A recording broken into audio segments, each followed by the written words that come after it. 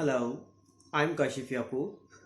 As you know, in current scenario of coronavirus outbreak, COVID-19, the world is facing adverse situation because all the universities are closed, colleges are closed, schools are closed, and teaching trends are changed. Teachers have to switch their traditional courses to online courses. Okay. In this regard, Harvard Business Publishing is also making a lot of effort by publishing different articles. And today's discussion on 8 tips of online learning is based on the same, published by SBS under the authorship of Bill Shiano and Espen Anderson. So let's talk about online learning. Online learning is maybe more convenient way of learning for the students because it's easy for them to have knowledge while staying at their homes, but it requires more effort by the teachers to put in because a lot of preparation time is required. In this session, what will we do? We will have a discussion on preparation, maintenance, and how to teach online. What are the what are the key points for that? What are the key tips for that? So let's start with it.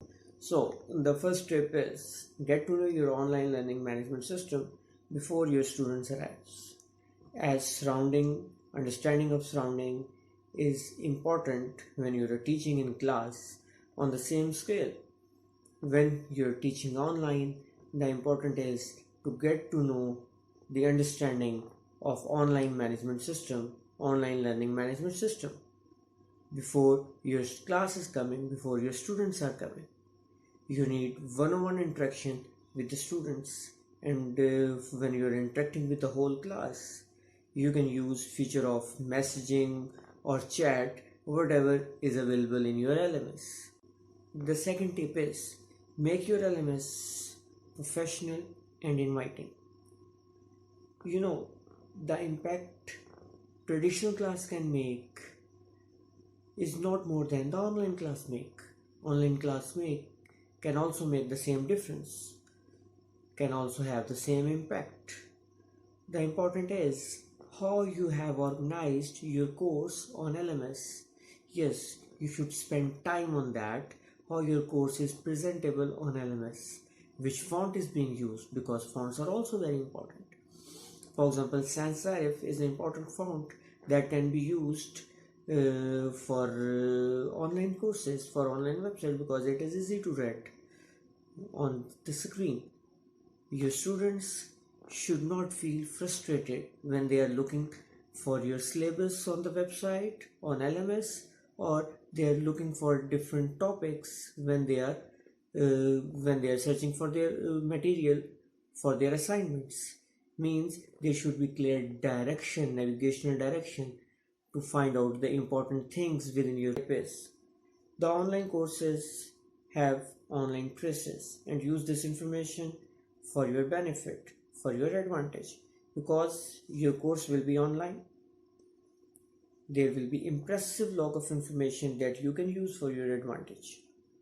For example, when you posted the course, how frequently you gave assignment, which student respond best to your assignment, which students are making interaction with each other, how long it take to start the discussion, how long your discussion lasts, and much more. The detailed information can be used for your benefit, and you can use it to correct your course anytime throughout the semester and to do better for the the fourth tip is prepare your next semester course when teaching this one. Yes, when you have put your course in an online space, it's incredibly easy to repeat it because once you have entered your information on LMS, next time what you need to do, you just need to point out during the course what are the important things or what are the things that you can change. Just note them out and Put them on LMS before the start of next semester and your course is ready. You can really reduce your effort, and effort is really reduced when you are teaching the same course in next semester. The fifth tip is take advantage of asynchronous time. Yes, one of the great benefit of teaching online is the students are not required to appear at all at once. You can even engage your students. You can even engage your students when they are not online. Fifth, fifth tip is take advantage of asynchronous time. One of the greatest benefit of online course is that you can engage your students when they are not in session. Yes, in fact, students can make it as per their own convenient time, like watching recorded lectures, doing assignments, having group discussions, uh, playing with the simulations, and even on discussion questions, even on discussion forums. They are not required to appear at the same time, or all the students are not required to appear in the same session.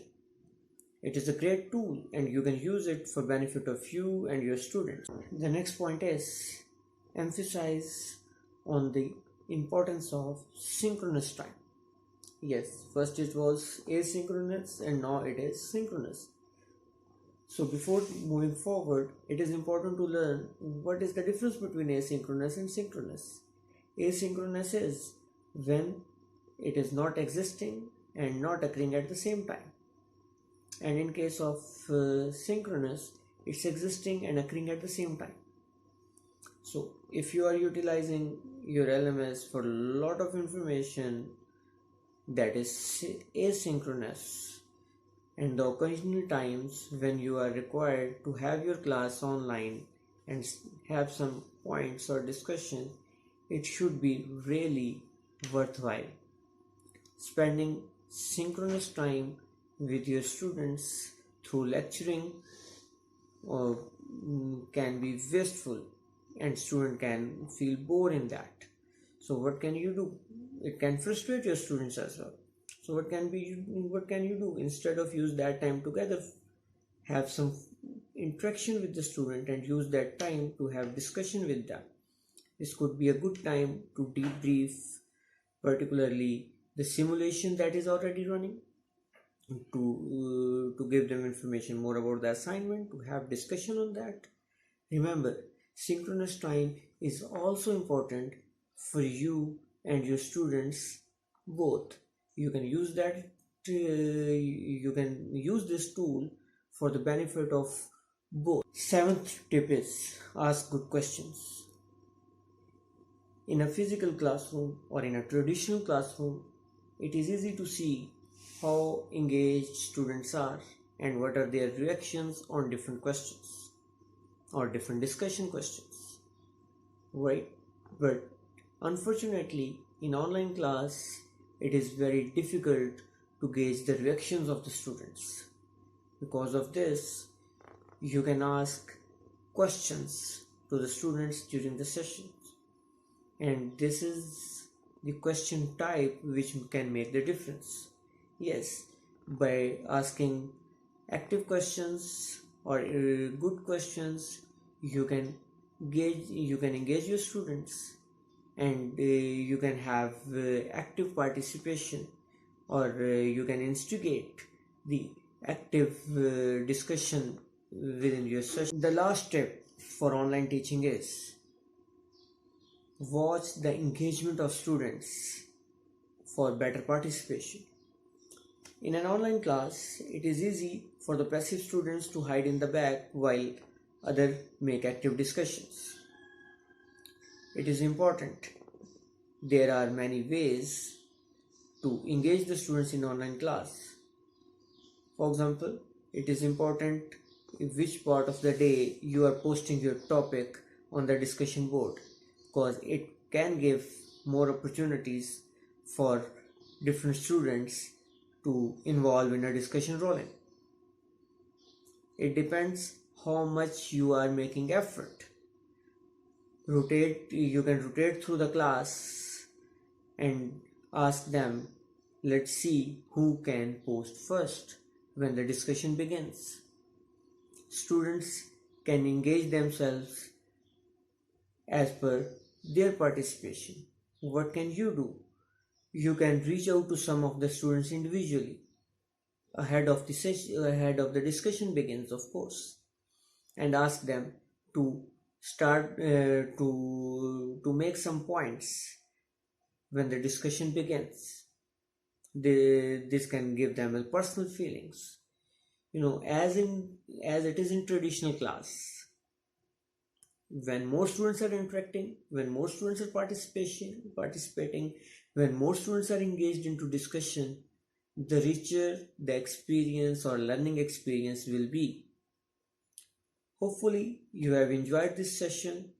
You have learned the tips for online teaching, and I'm hopeful that this will make your online teaching better and you will have a lovely experience.